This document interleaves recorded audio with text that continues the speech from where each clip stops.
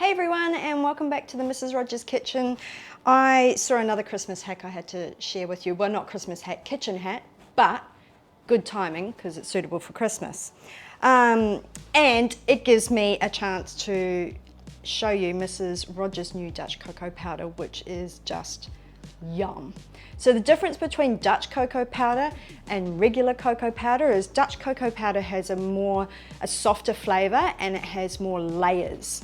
It's not like, I don't know if you've ever eaten actual cocoa powder, but it's not as strong, which is kind of weird because it's actually a nicer flavor. But anyway, let's see if this works.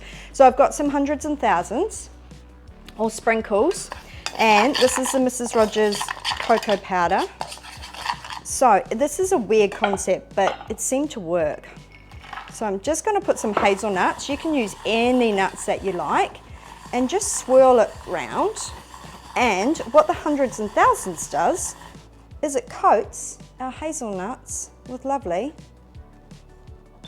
cocoa. So it's a really yummy chocolatey treat without being super sweet. So there's that one, and then I just had to show you this one because I'm really excited. So I went to the cake shop and got some red. It's like a red powdery stuff that you get, and it's edible. So I put some in there, look. You know, messy, but it's a nice color. Oh, not too hard. There.